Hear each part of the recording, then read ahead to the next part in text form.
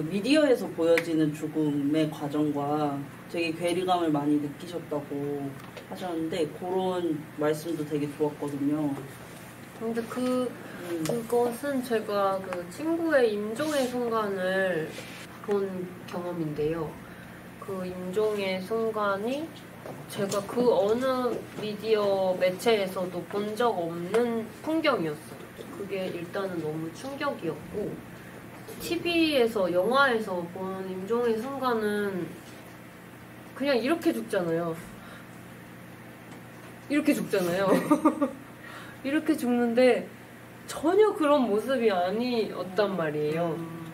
그래서 그 임종을 직접 보면서 이런 거를 지금 그냥 맞닥뜨리면 누구라도 당황할 테고 그럴 텐데 이거에 왜 연습이 하나도 안 되어 있고 이 정보가 왜 없는지 이것은 마치 임신 출산 과정이 어떤지 우리가 너무 모르는 상태로 막 아이를 낳는 것은 숭고한 일이야 같은 것만 듣는 거랑 똑같은 것 같아요. 임신 출산 육아를 하고 있는 친구들이 항상 하는 말이 그런 거거든요. 이거는 아무도 알려주지 않았고 나도 몰랐고 이럴 줄 몰랐고 겪어보니 이렇더라.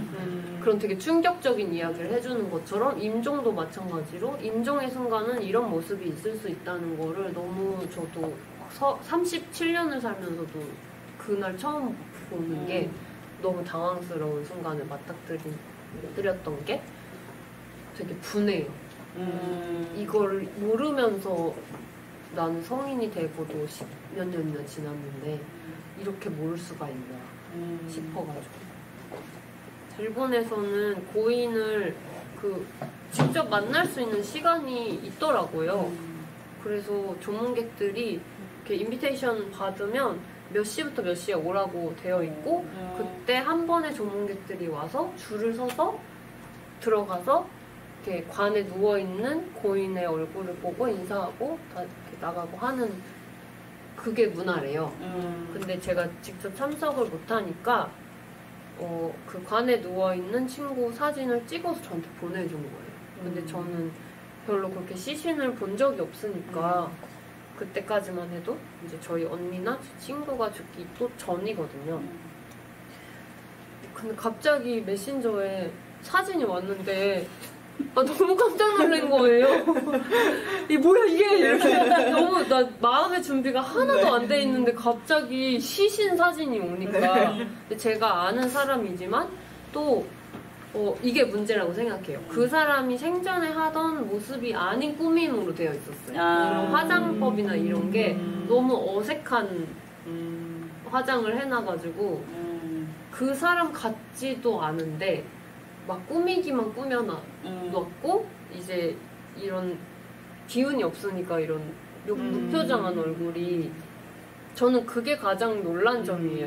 이제 고인을 봤을 때 이제 미디어 매체의 그 배신감을 느꼈던 이유가 그냥 우리가 힘을 빼고 표정을 풀고 있는 것과는 차원이 다른 얼굴이 되는데 아무리 우리가 힘을 빼고 내가 지금 죽은 연기 해볼게 봐봐 이렇게 하면서 이렇게 해도 그 얼굴이 아닌 거예요. 정말 아무런 그런 텐션이 없는 얼굴이랑 너무 다른데 그걸 마음의 준비가 안 된 상태에서 너무 비슷하지만 낯선 사람이 되게 낯선 꾸밈을 하고 누워있는 사진을 보고 되게 당황해가지고 이거 왜 나한테 왜 보낸 거지? 막 그런 생각을 했었어요.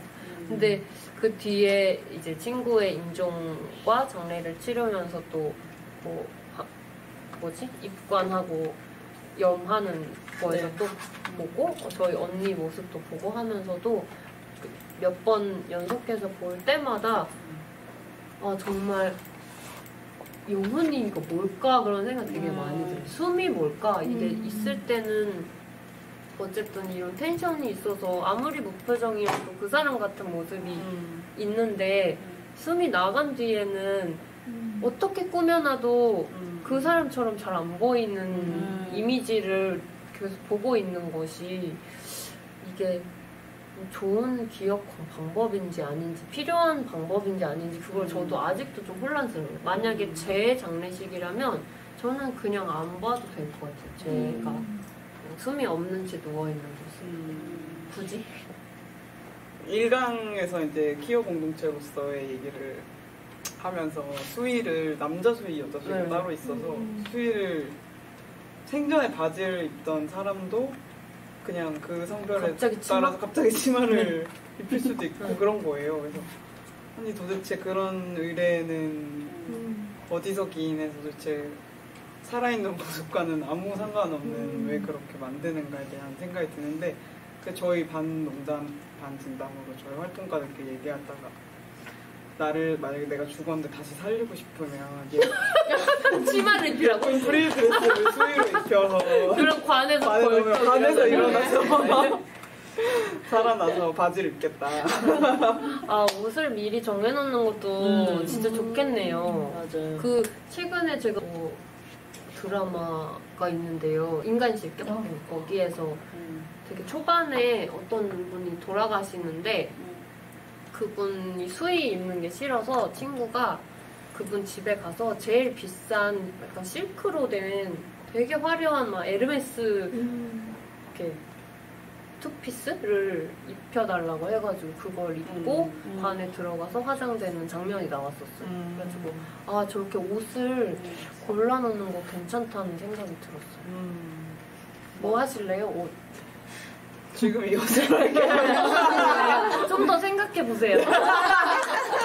근데 저도 매번 저 유언장을 매년 쓰는데요. 왜냐면 사고로 뭐 뭐든 얼마든지 죽임을 당할 수도 있고 죽을 수도 있고 해서 맞아요. 저는 저희 투병 중인 환묘를 보호하고 있기 때문에 제가 갑자기 죽는 경우에 그 투병 중인 나이가 많은 환묘를 어떻게 누가 버리면 안 되잖아요. 그래서 이 고양이를 맡아주는 사람과 그 사람한테 제가 줄 것들이나 이런 거를 막 되게 상세하게 적어놓는 원장이 있는데 장례식을 치러도 되고 안 치러도 된다라고 원래는 써놨었어요. 근데 너무 애매모호한 것 같아서 앞으로 조금 갱신해야 될 것 같아요. 그러게요. 남겨진 사람들이 또 할 네, 일이 있으니까. 맞아요. 나는 가능하면 뼈가루 남지 않는 화장법이 있다면 그것을 선택해 주시고 만약에 그게 안 된다면 제가 1000만 원 통장에 넣어놓을 테니까 스위스에 보내서 다이아몬드로 만들어주세요. 그리고 다이아몬드는 누구한테 주세요. 이렇게. 다이아몬드는 한국 여성의 전 기부해주세요. 그럼 여러분이 저를 팔아서 후원금으로 쓰세요. 그렇게 팔 수 있을 정도 다이아몬드가 돼요? 모르겠네요. 근데 만드는데 1000만 원이 듭니다. 아 그래요? 그래서 그 부의금 받은 걸로 다 다이아몬드 만드는 데 썼어요.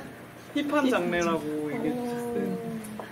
이렇게 장례식을 하면서 정말 많이 새로운 것들을 또 시도하고 또 했잖아요. 네, 아 맞다. 네. 장례 치를 때 부부부터 장례 치르는 중간중간에 네. 있는 일들을 계속 SNS에 올렸어요. 맞아요. 근데 그걸로 엄청 욕을 많이 먹었어요.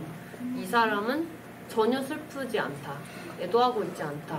그렇기 때문에 SNS는 하고 있는 것이다.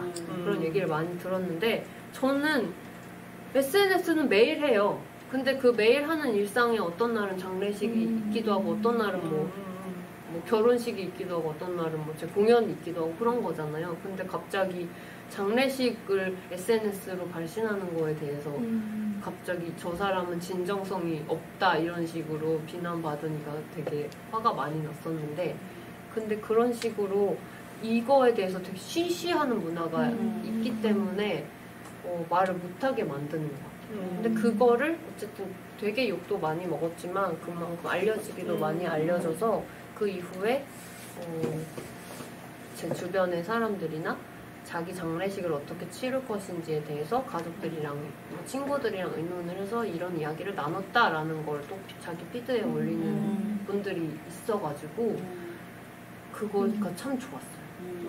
아까 전에 여기 채팅방에도 있었는데 장례식에서 틀고 싶은 플레이리스트 같은 거를 생각을 네. 평소에 하신다고 누가 채팅방에 올리셨잖아요.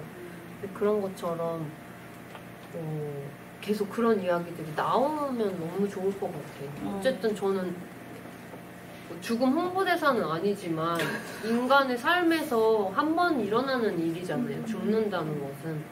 근데 그거에 대해서 막 소란 피우지 마. 계속 이 소란 피우지 마 모드로 가가지고 뭐가 좋은지를 모르겠어요. 맞아요. 진짜 중요해요. 왜냐면 저희가 2020년에 이런 장례 문화 만들기 위해서 당신들이 겪은 봉변을 알려주세요. 이런 봉변이요? 그러니까 장례식장에서 당한 일들 이런 것들을 이제 제보를 쫙 받았는데 그게 컨트롤하기 어려웠던 많은 이유로 처음 있는 일이고 그래요. 처음 갑자기 경험 없이 겪는 일이고 뭐 이랑님 많이 말씀해주신 것처럼 너무 막 장례 절차가 빨리 3일 안에 모든 게 빨리 상주님 결정하시고 3일도 너무 3일이 아니잖아요. 맞아요.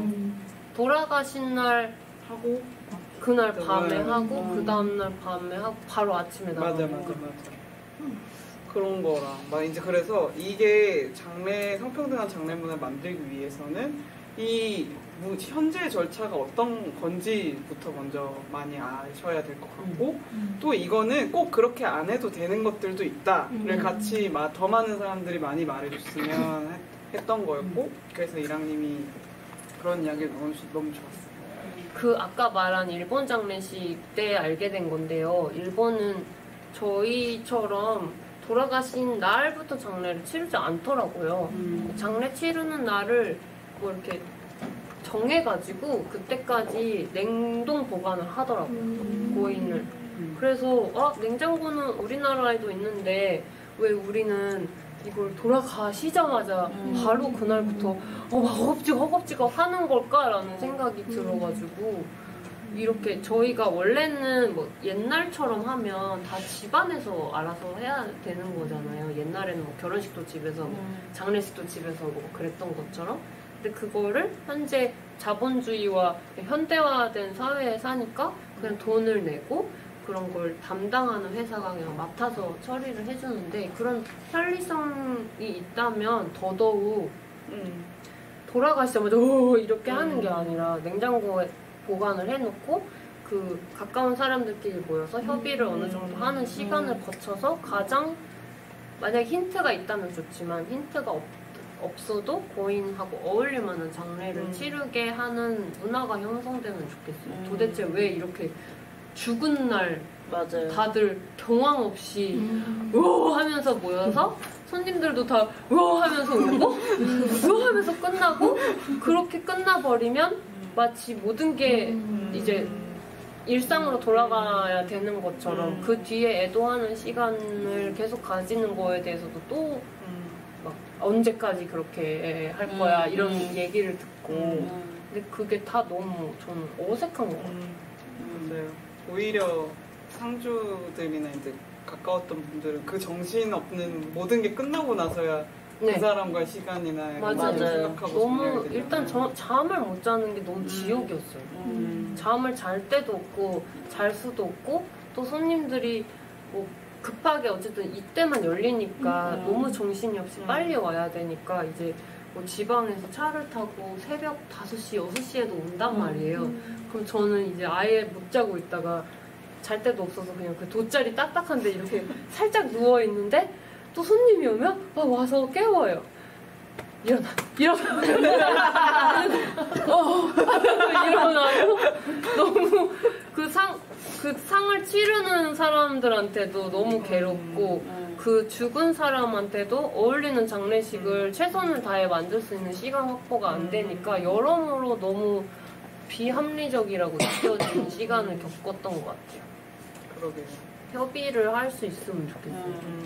맞아요. 그러다 보니까 더 그 가부장적인 장례 문화에 끌려갈 수밖에 없는 것 같아요. 아는 게 없으니까. 그때 아까 좀 전에 말씀드렸던 화부 선생님이 또 이야기해 주셨던 것 중에 이제 예전 같으면 이걸 이제 유가족들이 손수했을 것들을 지금은 문명화가 돼서 상조회에서 해주니까 자기는 오히려 더 사람들이 죽음에 대해서 더 낯설어지게만 하는 것 같다. 그래서 차라리 그냥 다 가족들이 하게 했으면 좋겠다. 염하는 거 이런 것들도 왜 이렇게 참여형이 아닌지 모르겠다.